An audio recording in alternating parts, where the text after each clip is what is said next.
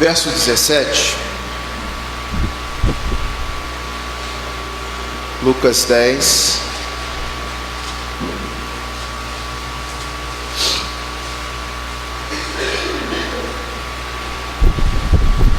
A partir do versículo 17, a exposição dessa noite, o regresso dos 70.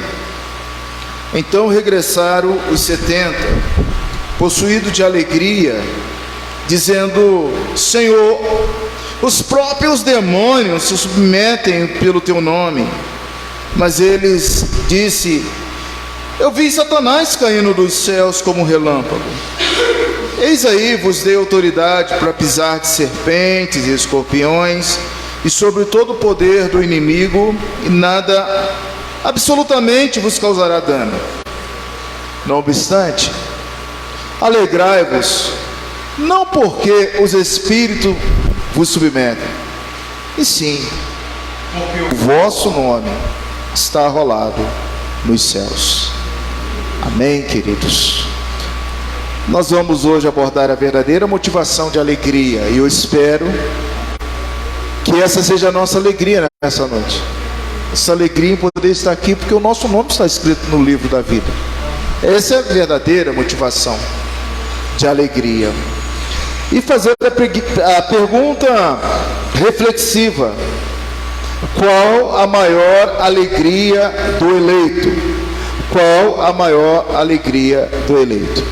Eu quero que você abaixe mais uma vez a sua cabeça agora e ore ao Senhor, daquele jeito que a gente sempre faz. Senhor, ilumine minha mente, cada servo que se encontra aqui, traz à luz o pensamento dos autores, do autor Lucas, quando ele escreveu para Teófilo, que a gente possa aplicar em nossos corações. É o seu momento com Deus. Ore ao Senhor.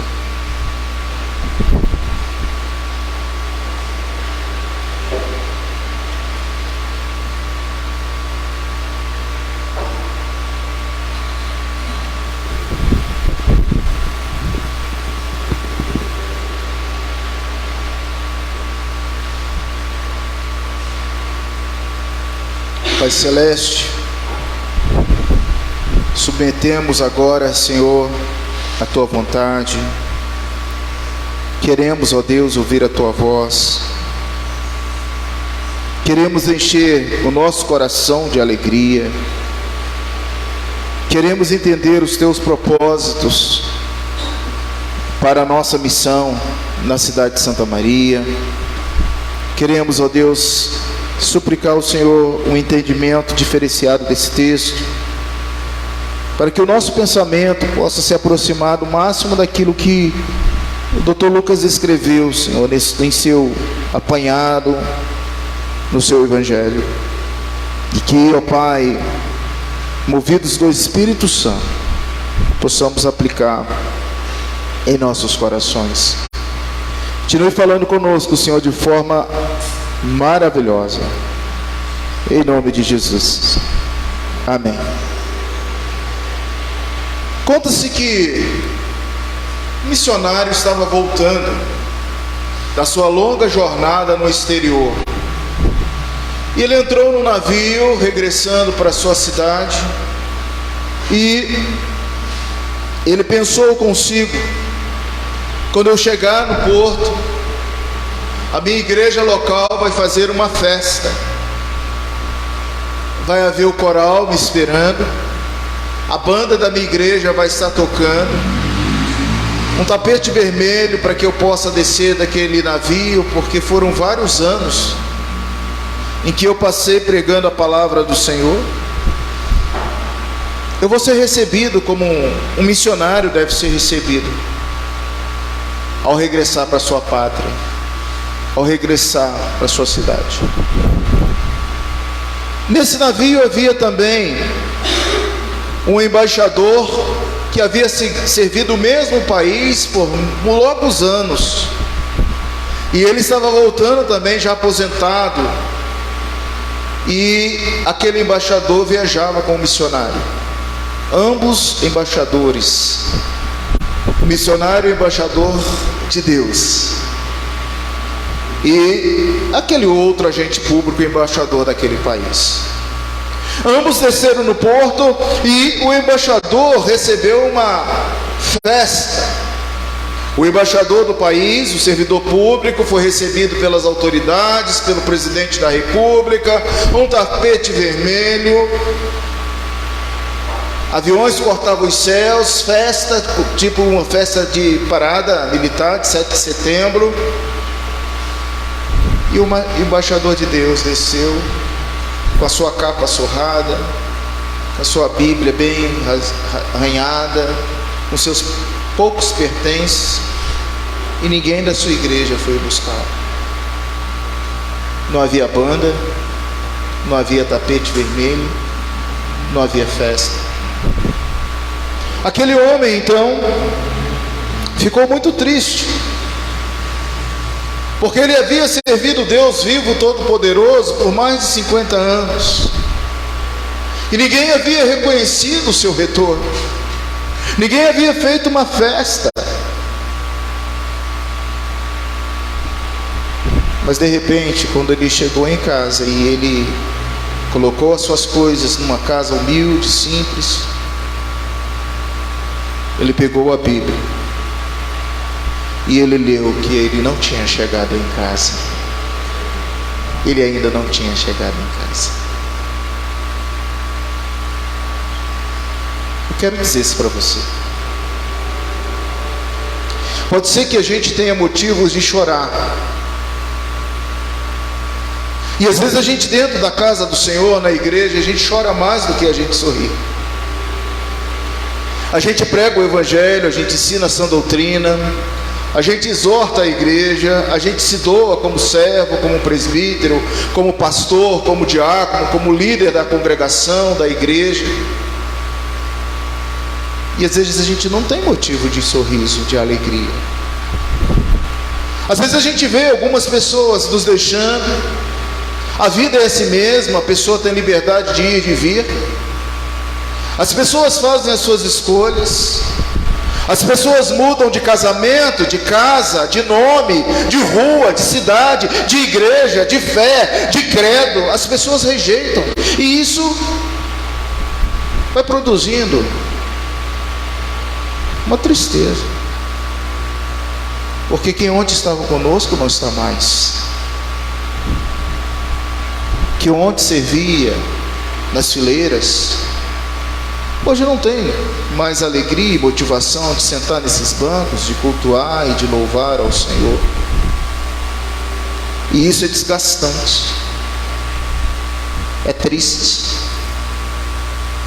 Mas quando eu olho para esse texto, meu irmão e minha irmã querida, nós temos noção de que a gente ainda não chegou, que nada desse mundo poderá apagar a alegria, que vai ser o dia que você chegar lá nos céus. Lá nos céus haverá festa, os anjos celebrarão, você ouvirá o sede bem-vindo de meu Pai, você ouvirá aqueles dizeres: combati o bom combate, guardei a carreira, ardei a fé. Você vai chegar lá, e não vai ser pelos méritos humanos, mas sim pela graça exclusiva do Senhor Jesus Cristo, e tudo será de forma diferente. No domingo passado, dentro do contexto anterior, sobre as cidades impenitentes, sobre os corações impenitentes, são duros, endurecidos, rebeldes, cidades rebeldes que rejeitaram a palavra do Senhor, vidas rebeldes que rejeitaram os ensinamentos do Senhor. Nós vimos as consequências dessa rejeição. E no domingo estudamos que todos aqueles que rejeitam os enviados, os missionários, os pregadores da palavra de Deus, os anunciadores, na verdade não estão rejeitando o missionário que regressou, na verdade estão rejeitando, quando você prega a palavra de Deus, as pessoas estão rejeitando aquele que enviou, que foi o próprio Jesus Cristo. Automaticamente quem enviou Jesus Cristo foi Deus. Então nós estudamos isso e vimos que a responsabilidade sobre os discípulos enviados, os 70, não somente a esses mencionados nesse contexto, mas nós também, porque Deus nos envia para pregar o Evangelho, para anunciar a palavra, para estarmos juntos, nos edificando, nos confortando, nos consolando mutuamente. A consequência da rejeição é clara e é óbvia, que é a consequência da rejeição do próprio Jesus Cristo. O fator de bem-estar sucedido, ou bem-ser sucedido, não resposta sobre a verdade comunicada no versículo 16, parte A, leia: quem vos der ouvido, ouve-me a mim. Assim Deus, trino, é que é aceito ou rejeitado. Então, quando uma pessoa sai da congregação dizendo que não vai mais ser presbiteriano, não vai mais com a cara do pastor, não quer mais aquela igreja, a pessoa tem liberdade de escolher o caminho que a pessoa quer tomar. Mas a gente precisa ter cuidado para saber se aquela pessoa não está rejeitando Jesus, não está fechando a porta do seu coração para Jesus. Porque presbiterianos, assembleianos, metodistas, batistas não salvam ninguém. Quem salva é Jesus. Quem trabalha a verdadeira motivação da alegria é Jesus. E vou dizer uma coisa para você: não existe maior alegria de ter certeza que seu nome está escrito no livro da vida. É isso que o texto diz. É isso que o texto afirma para todos nós. E eu quero hoje ser muito rápido, porque o texto é rápido. O meu resumo nessa noite: somos criados em Jesus para produzir frutos em santidade, para ter a vida eterna. Deixa eu me explicar esse resumo. Você foi criado, você nasceu, você foi redimido, você passou pela metanoia, pelo novo nascimento, para que você fosse em Cristo um produtor, um ser humano, um novo convertido, criado para produzir frutos e frutos em santidade. O fruto é o amor. Mas com amor vem longanimidade, mansidão, domínio próprio, perseverança. E contra essas coisas não existe a lei, que a gente hoje tanto abordamos no evangelismo. E nós fomos criados, amados, para termos santidades e, claro, ter a vida eterna. Você foi criado para ter santidade, andar em santidade, ter a vida eterna, ter o seu nome escrito no livro da vida. A missão foi concluída. Eu posso imaginar agora aquele burburinho, 35 grupos voltando para estar com Jesus. Hoje nós fizemos evangelismo na parte da manhã. Eu vi a alegria dos irmãos que participaram, a alegria de ter falado, anunciado Jesus Cristo. Você imagina a alegria daquelas pessoas voltando, e outras coisas mais ali estavam acontecendo. 35 grupos aos pés de Jesus. A missão havia sido cumprida. O que sabemos é que eles voltaram com muita alegria no coração, júbilo pelo fato de que os demônios tinham metido o nome de Cristo. Evidentemente tinham cumprido com êxito a missão que o Senhor havia concedido.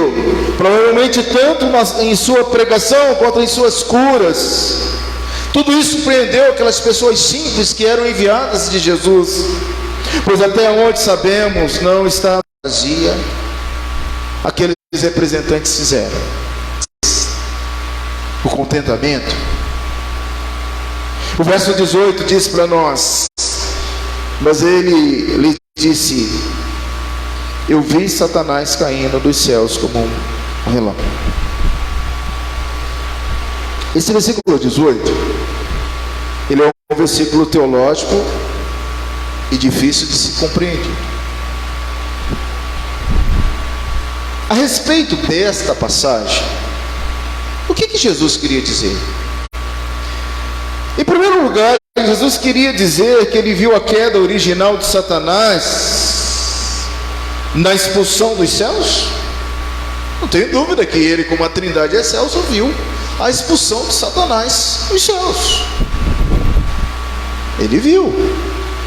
Ele sabe do motivo pelo qual Satanás foi expulso. Olha, Satanás, ele era ministro de louvor, anjo de luz.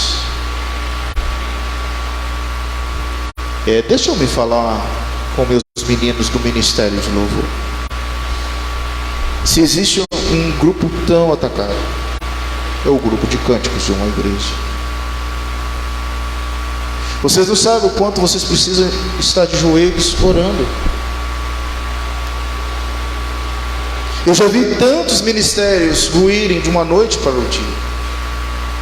Eu já vi Deus permitir entrar na igreja um ladrão, levar todos os instrumentos daquele grupo que cantava na minha igreja, e ficar um violãozinho só. O bandido deixou um violãozinho de misericórdia só para tocar. E após isso aí, irmãos, o ministério de louvor daquela igreja que eu era pastor foi todo disciplinado. Eram jovens na fornicação, eram jovens na bebedeira, eram jovens sem comprometimento com o Senhor e queriam só cantar à frente, eram jovens sem vida de santidade. E para fechar o enredo, quem foi cantar? O pastor Luiz André, desafinado, não sabia tocar nenhum violão, e a esposa. A minha esposa já sabia cantar, porque Deus deu o dom para ela, né? Porque Deus teve misericórdia da igreja, e naquele momento a Graus cantava, e canta até hoje, se o Senhor assim permitir, né, bem? Mas nós vivemos isso, nós passamos por isso. O regente tocava na quermesse do padre, na missa da glória na cidade, era regente do coral da igreja.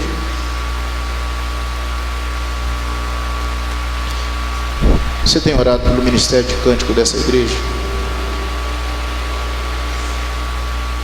É um ministério difícil. Satanás, ele era regente de louvor, era ministro de louvor, era anjo de luz.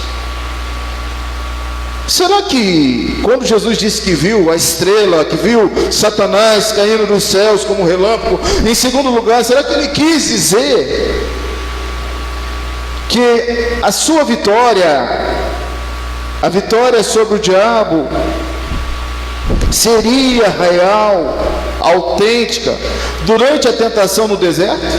E lá ele viu a sua queda.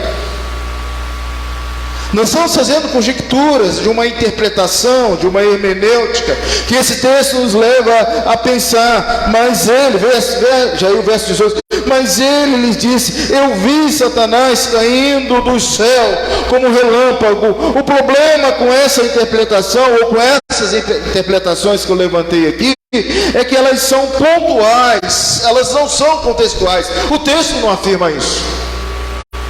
O texto não está falando essas duas coisas que eu coloquei aqui e que os teólogos estão debatendo a respeito dessa visão de Jesus. Então, pastor, o que é? O ponto de vista correto é sem dúvida expresso por um teólogo chamado Goddard, que diz que Jesus quis dizer: enquanto vocês estavam expulsando os demônios subordinados, eu estava vendo o chefe deles cair, o chefe deles julgado. Enquanto na presente passagem Jesus fala da repentina, note como um relâmpago, coisa rápida, a queda foi rápida, repentina, surpreendente, porque os discípulos não esperavam esta vitória. Talvez o mesmo porque o próprio diabo não esperava. Em outros lugares o mestre se referia à expulsão do príncipe do mal, fato esse que é categórico no Evangelho de João 12, 31, 32, e isso traz à nossa mente a própria atividade de Cristo, de atrair a si todos os homens a essa queda e a essa expulsão do mal. É preciso acrescentar outra expressão simbólica dentro do versículo 18, onde nós entendemos assim, onde percebemos assim, Satanás, ele será, e ele já está derrotado escatologicamente. Uma boa exegese não deixa de lado a Bíblia interpretando a própria Bíblia. O que a Bíblia poderia afirmar além disso que nós vimos aqui? É que ele já está julgado, derrotado e lançado no inferno. Jesus viu a vitória desses discípulos como algo sintomático das muitas outras vitórias sobre o mal, através do curso da nova dispensação. É óbvio que Jesus não estava falando só desses 70, mas Jesus estava falando da Igreja Presbiteriana do Brasil em Santa Maria hoje, quando um grupo de irmãos saíram a evangelizar. Toda vez que a gente cumpre a palavra do Senhor, de ir, de estar indo, pregando, evangelizando, anunciando as boas novas, esta retórica encaixa plenamente, porque o dever da igreja é evangelizar povos, nações, línguas, lugares. Essa é a nossa atividade. Jesus estava vendo o triunfo de milhares e milhares de missionários e servos e servas do Senhor anunciando a palavra de Deus. Às vezes a gente cita também Atos 28:3, Paulo, porém, não agarrou deliberadamente a uma serpente venenosa, nem a pisou. Quanto à autenticidade de Marcos 16:9-20, o Deus da paz é Ele que esmaga Satanás debaixo dos seus pés, e nós somos instrumentos do Senhor. Enquanto os discípulos estavam olhando o que eles fizeram, Jesus tinha uma visão final do chefe de todos os demônios, Satanás. Queridos, veja o versículo 19. Eis aí vos dei autoridades para pisar de serpentes, escorpiões e sobre todo o poder do inimigo, e nada absolutamente vos causará dano. Essas palavras têm sido frequentemente citadas, está em estreita conexão com Marcos 16:18. Então se apresenta uma interpretação literal de ambas as passagens. Às vezes cita-se também Atos 28:13. Paulo, porém, ele fala desse Deus da paz. Paulo, ele expressa a promessa absolutamente capaz de ser realizada através das visões, das profecias, das promessas bíblicas, como João 10:27-28, Romanos 8:28-39. Jesus então deleitou na alegria dos 70. Entretanto, ele fez mais do que isso. Ele purificou essa alegria, afirmando o verso 20. Mas antes da gente pegar o verso 20, você olha para o versículo 19 e você entende que nada, absolutamente nada, vos causará dano. A gente tem visto algumas seitas usando essa citação desse texto. Isso é perigoso também.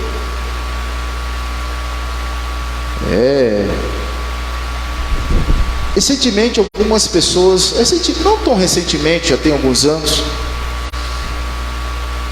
o reverendo Moon levou muitos morrerem. Nem isso que o texto está falando, que você, olha, se você pegar uma cobra, colocar seu braço no meio do ninho de cobra, a probabilidade de você ser picado por uma cobra e morrer é de 100%. Nem isso que Jesus está falando aqui, não. Você tomar um veneno, a possibilidade de você ser envenenado, chumbinho, todo mundo conhece que é chumbinho, remédio de rato, é 100% de morrer. Ah, não, mas eu sou crente. Ah, não, eu sou cheio do Espírito Santo. O Senhor Jesus disse que mal nenhum, dano nenhum aconteceria à minha vida. Não é isso que Jesus está falando aqui, atentar contra a própria vida. Não é isso.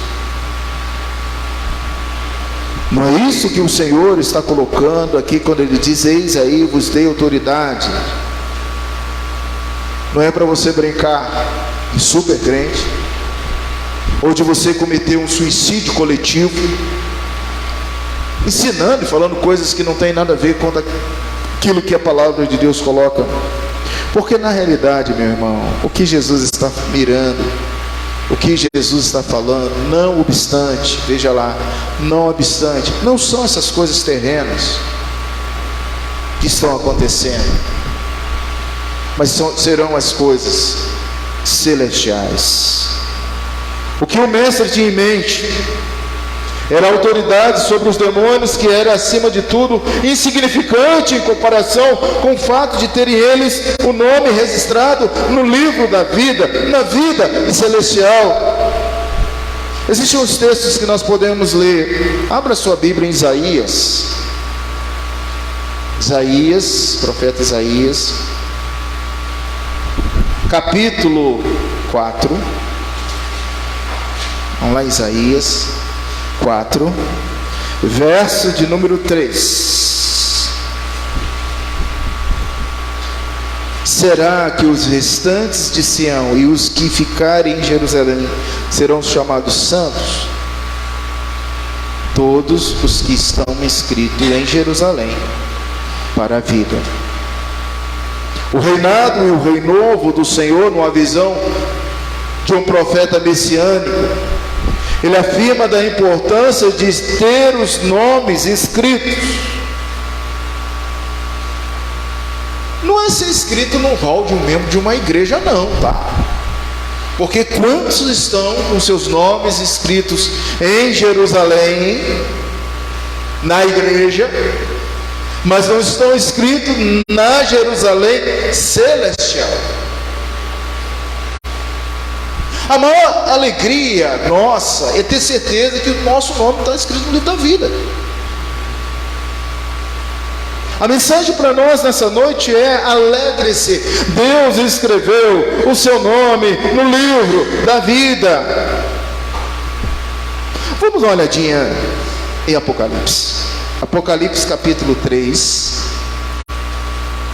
fazendo uma analogia, Velho Testamento e Novo Testamento. Apocalipse capítulo 3, verso 5.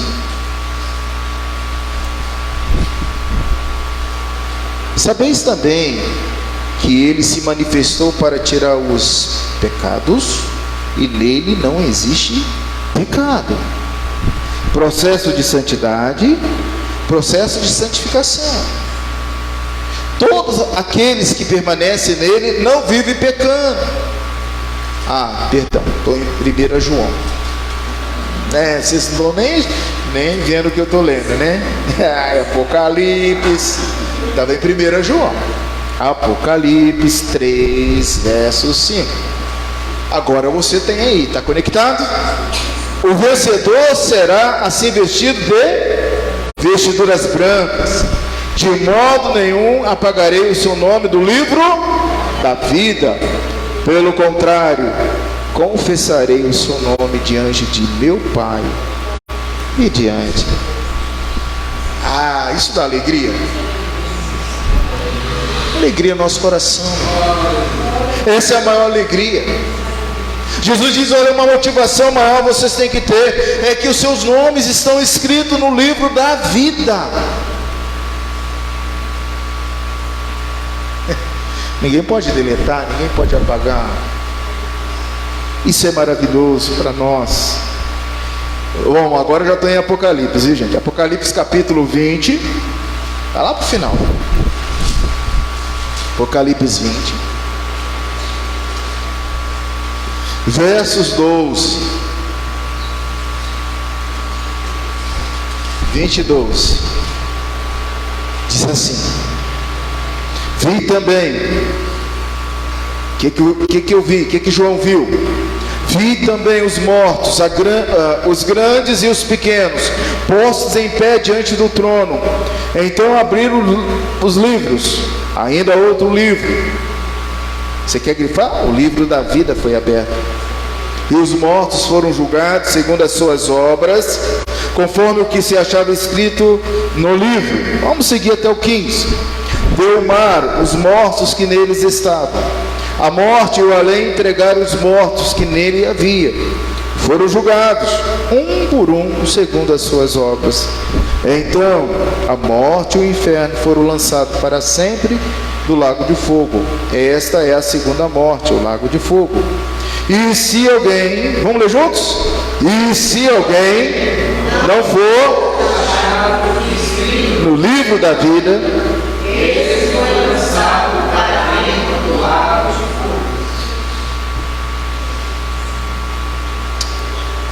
Queridos irmãos,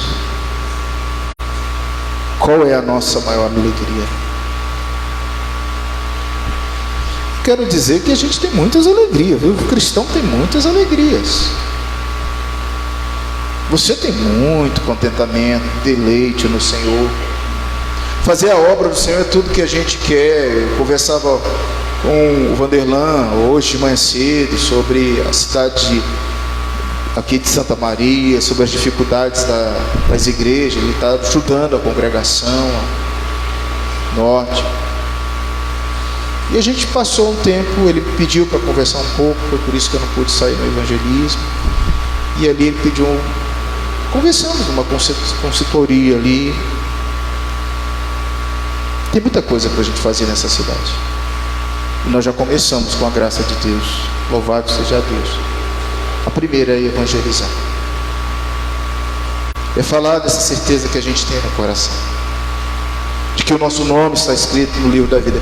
E hoje foi dia de evangelização, porque quando a gente tomou o elevador para chegar em casa, da garagem do carro até o 15º, até o 6º andar, uma senhora evangelizando no cotovelo, falando, e eu olhava para a Glaucia olhava para mim, aquela senhora falando para uns outros casais que estavam no elevador, falando assim: Jesus está voltando, vocês precisam tomar uma decisão.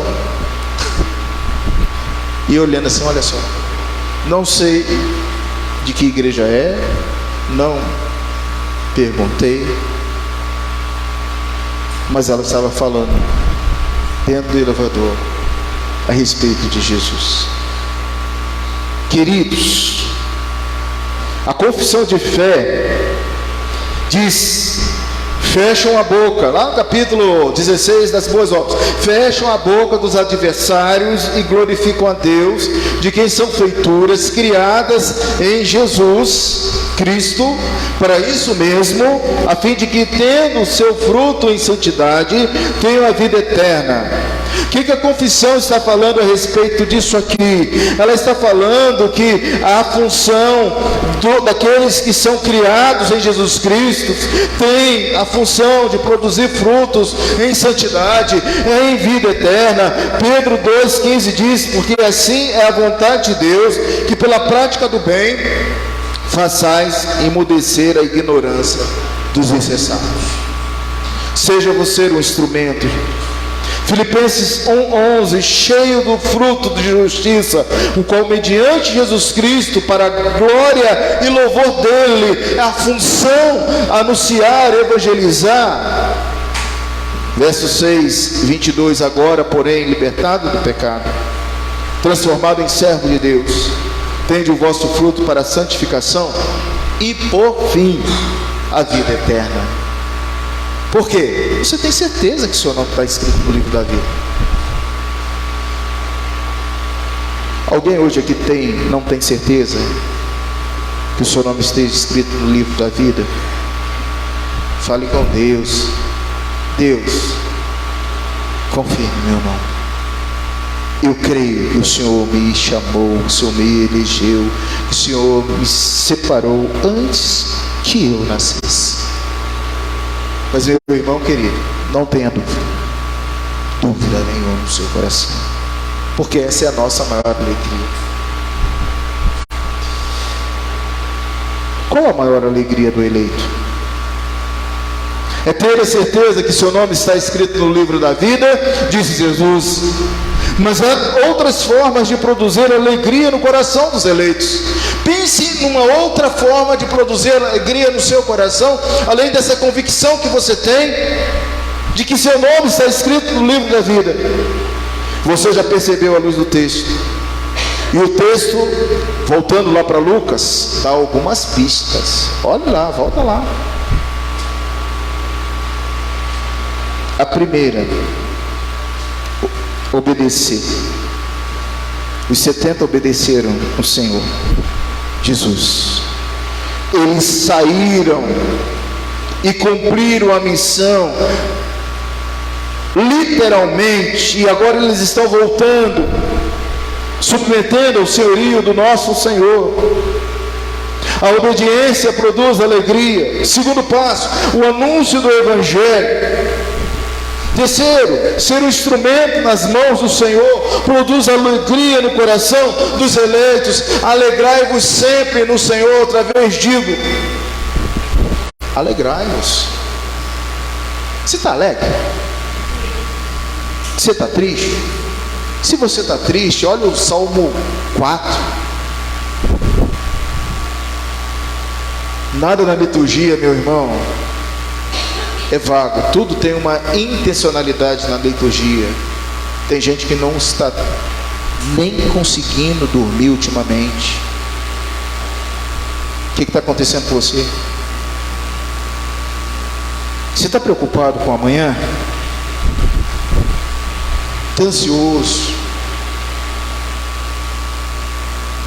Deito e logo pego o sono. Por quê? Porque o Senhor, isso produz alegria no coração da gente.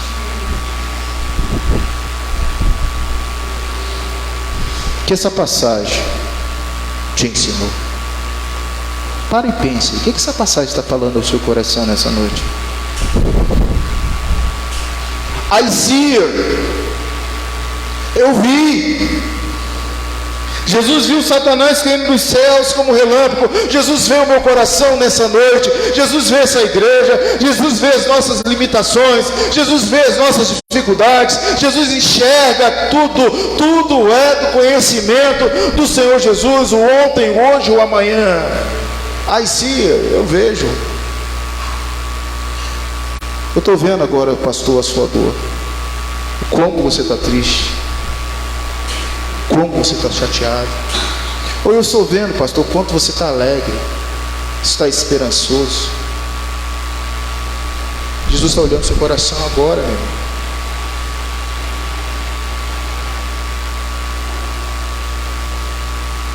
O crente precisa entender essas coisas. Ele precisa sentir consolado pela certeza de que pela graça a vitória lhe pertence. Ela lhe pertence porque pertence a Cristo.